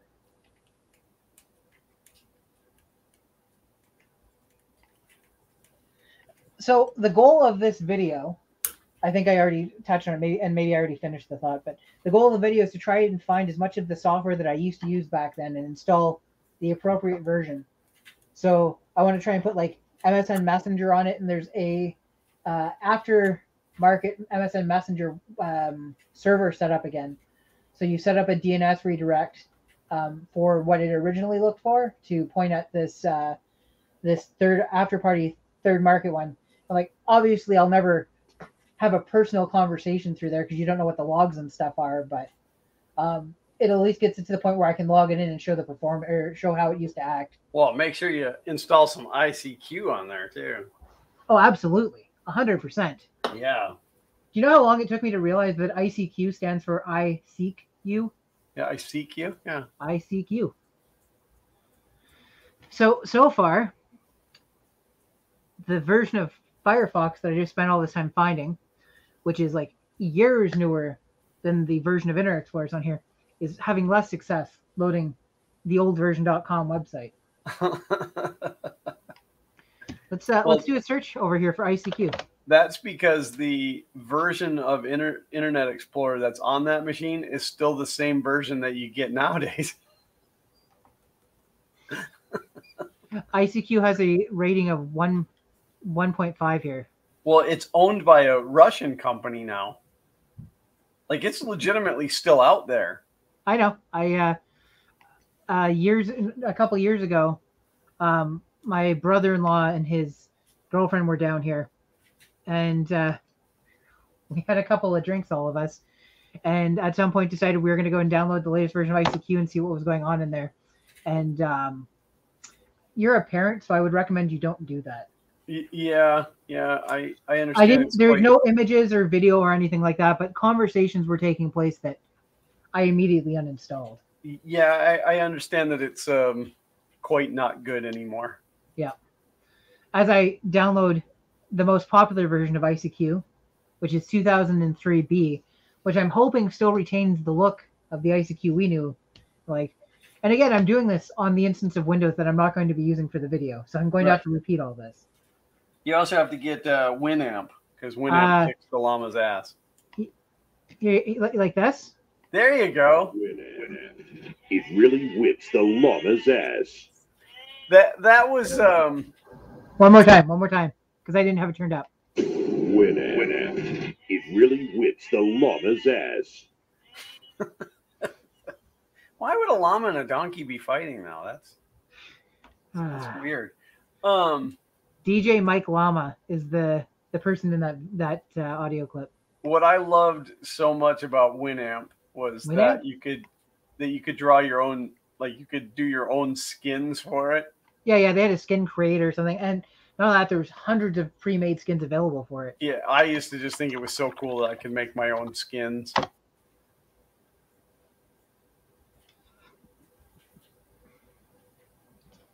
ICQ Pro 2003. What's that? It says ICQ Pro 2003. Oh, Pro. It better say uh-oh. What exactly could it do in a Pro version over any other version? Oh, it's the same thing, except for the uh-oh sound effect was 320 kilobytes sampled. Ah. New user. Dare we dream? My name is going to be James. Nick James. James is a spy for the Canadian government. Oh, I wasn't supposed to tell people that. Big Mike wants to know what you do for a day job.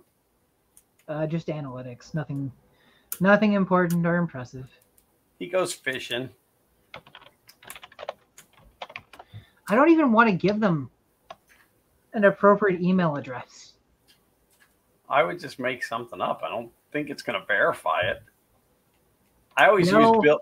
I always use Bill at Microsoft.com.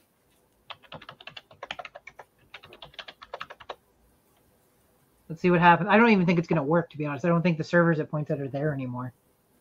Probably not for that version, no. Registering user. Look at those graphics. Look at the little spinny head guy.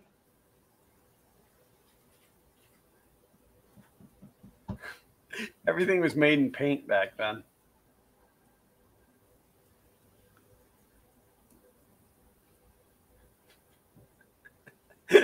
Mark said, place the uh-oh sound when risque pictures pop up.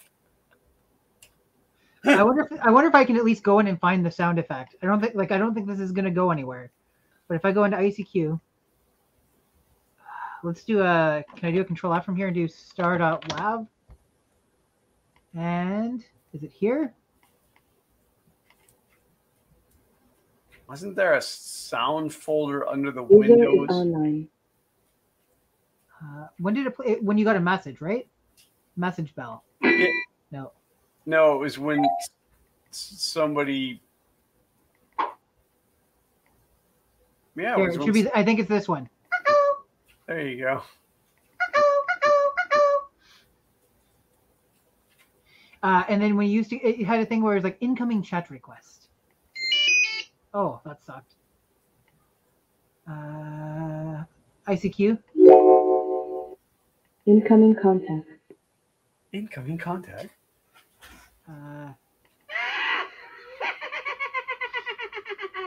Wow. Incoming chat request. Software from that era was so annoying. Could not complete registration. I mean, we absolutely ate that stuff up back then. Let's try the ICQ troubleshooting website.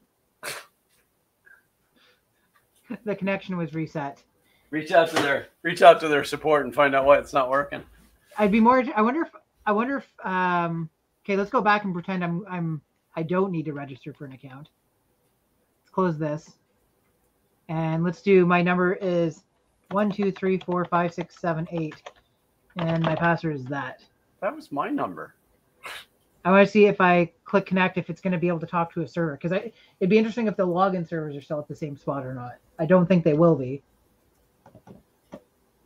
No, it's just spinning its wheels. Incoming chat request.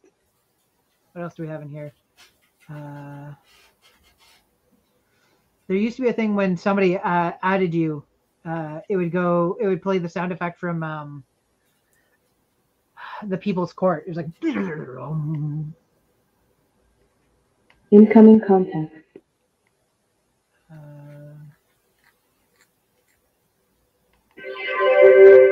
User is online.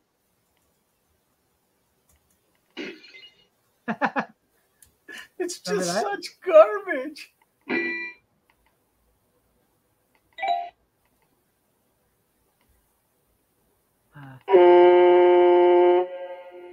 That's the sound it made when you first got a successful login. Ribbit. That's what happens when it gets a URL.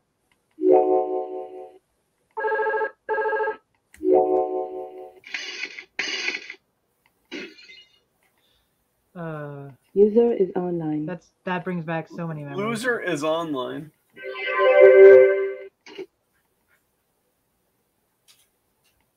Incoming mail.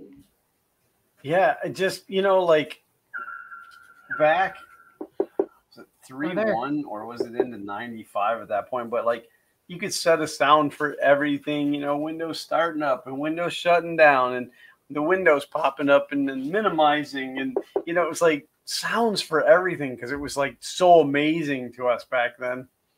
Yeah, Mark said because it was all new to us. Incoming file transfer. I'm just continuing to click through everything. Incoming There file it is. transfer. Found it. Oh, you got a message back there. Can't establish connection. I can't imagine what's wrong. Maybe my Ethernet cable is too long. Is there a settings somewhere in there that you can see the IP of the server that it's trying to reach? It's got login.icq.com. Well, I know that ICQ.com was still active. I can't go anywhere right now because I don't have a modern browser over here to check into stuff. No, what I want to do is I'm going to ping login.icq.com. All right, so that does direct to a server, but it does not ping. It's not returning a ping. What if we trace route to that? Meanwhile, I'm going to put all these installers into the USB stick, so I've got them for later.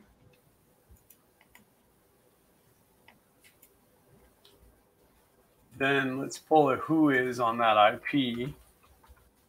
And I bet you it's in Russia. Moscow? Moscow. Boo-doo-doo-doo-doo-doo-doo. It's probably going to give me a virus just for looking at this.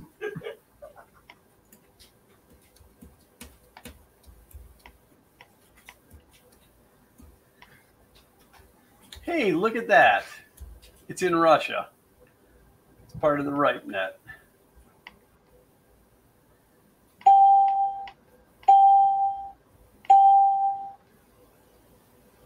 That sounds like shopping at Kmart in the 80s. Or no, Sears. It was Sears and Roebuck.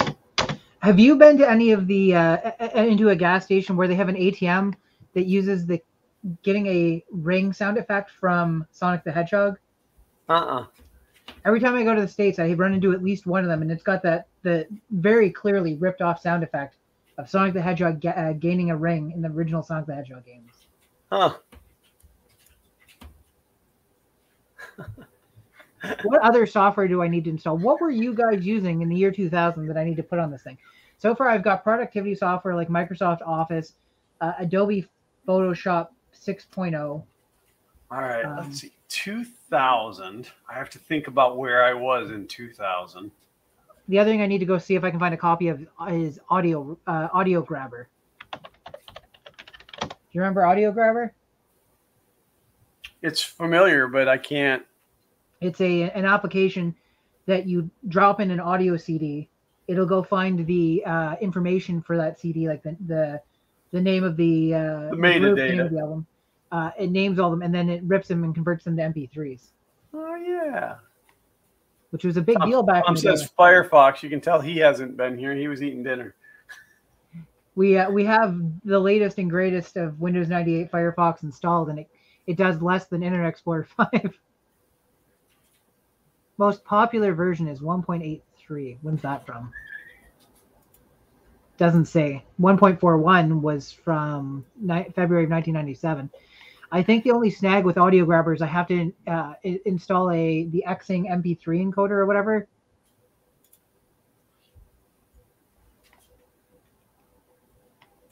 Yeah, Netscape was still around at that point, Tom.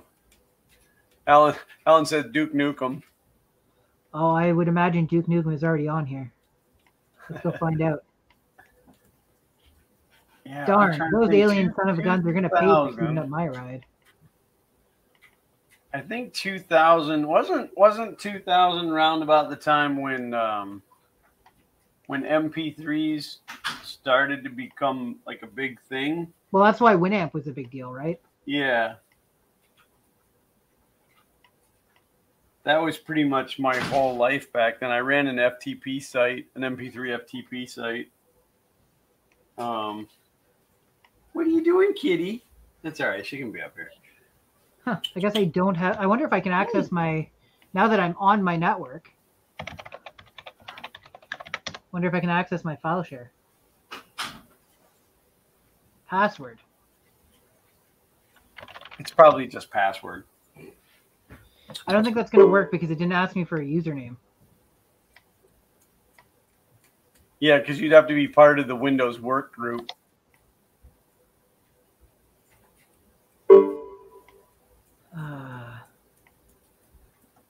Yeah, I won't be able to access that. Maybe I can get it through the old proxy, though, which I think is set up for anonymous. Yep. I don't remember if I moved stuff or copied stuff.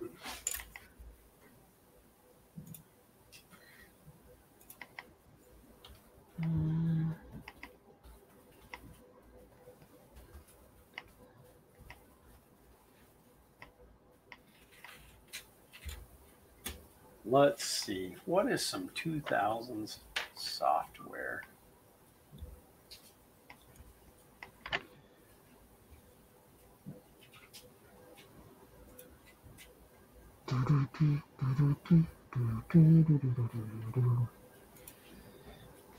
$2000s video games. No.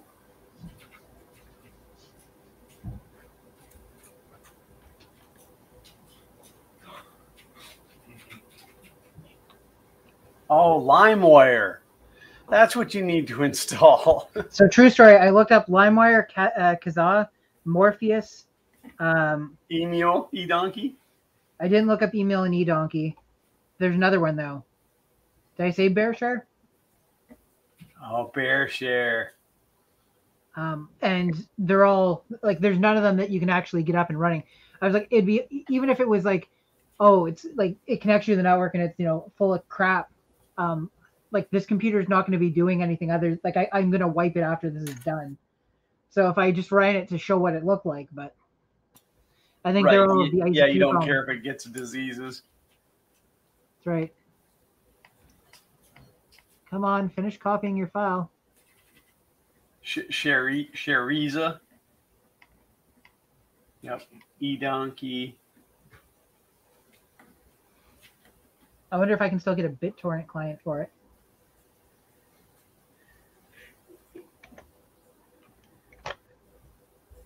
Remember getting into an argument saying it's illegal to run BitTorrent. No, it's not.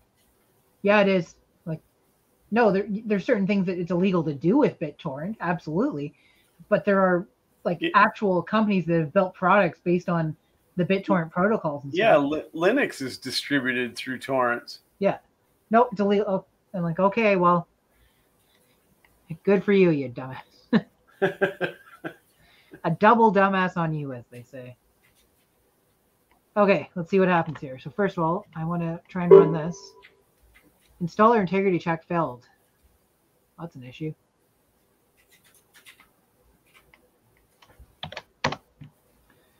Why didn't this download properly? Is it Glenn's fault? Probably. Save again.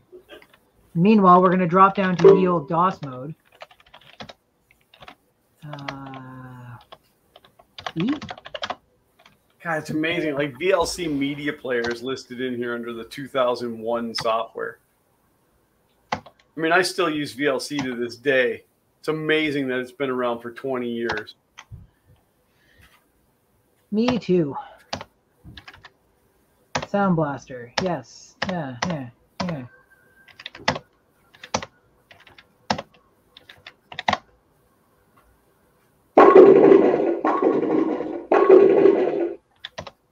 That sounds awful. Wait a minute. Wait. What Sound Blaster software is that? No, this is the configuration thing for Duke Nukem 3D. Oh. Do you remember Dr. Spatzo from Creative Labs? I do not. This is Dr. Spatzo from Creative Labs. Please enter your name. It was like this. It was a AI therapist.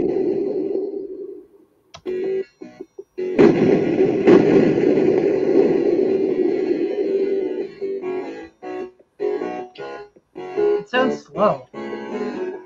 Brian said Quake. That came later though. Was that? Quake. No, that would have been about that time too.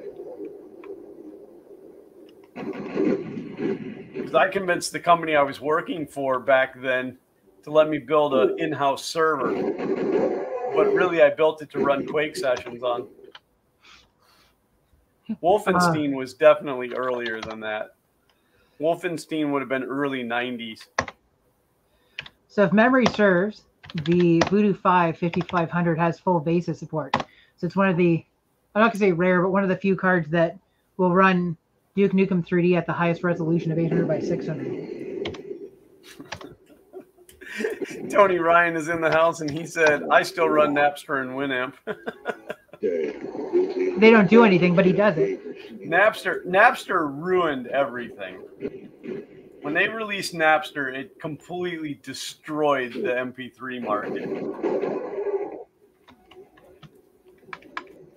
I didn't say you could turn on extra lights in here. You mess up my studio. What? I'm allowed to be. Are you streaming? Oh, well, too bad for you. We started like 12 minutes late, so. And as you know, if you start 12 minutes late, you have to run an extra 24. Right. You have to give the people double their time back. No, Xander is right. We are past the 6:30 mark, which brings us to the end of another fantastic live stream. We're at 1 hour and 54 minutes, so by the time we plug everything and say our goodbyes. This game was just so groundbreaking, right? Oh, yeah. Here's one thing I liked. So if you go over here and you open this door and you don't go through, you'll notice that you can see the shadow of the guy waiting to ambush you there. You see it? Yeah. So watch this. Oh, you killed his shadow. Yeah, and funny enough, when you kill the shadow, he dies too. Oh, I never knew that happened. Belgian Mark said, A is messing with the lights again. Well, yeah, except for It's not the. It's the other Alex. Okay, that's enough of this. I didn't mean to get distracted by playing an actual game. So, Mark wants to know if either of us have anything printing. No. I don't. I do have to get back to printing because I have a large project that's going to somebody else that I need to get done. Well, and I have a project idea that I came up with yesterday, so that'll be in the tubes very soon. But and if I can get this other video edited, I'm hoping to have that out this week, even with the bad sound. I'm hoping I can throw a couple of filters on there and clean it up, but we'll see. But how frequently does it do it though? Like, is it like every couple of seconds, or? It's really kind of random. Like, it's almost like he's brushing against his mic because it's coming from Zach's side, and it's almost like he's brushing against his lapel mic, but he's not. So I don't know if the receiver is bugging out, or if it's the transmitter, or if it was just something interfering with it. But is your audio recorded separately? No, it's recorded through OBS, but it runs through a mixer. So you can't separate the two out again, is the... No, I can't separate his and mine. That plugs together. Well, next time, just record your audio on the left channel, his audio on the right channel. Then all you have to do is make him repeat himself. Yeah. Or I could just mute him out. So, full disclosure, in the beginning of the video, he hadn't turned his mic on. He had forgotten. And partway through the video, through filming, I figured out that his mic was off.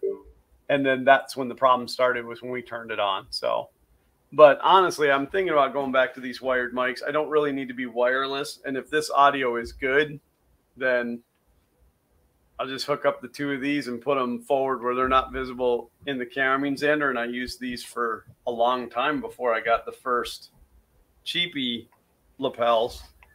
I mean, it was nice to be able to get up and walk around and still talk, but that doesn't happen very often. So, but you got anything you want to plug?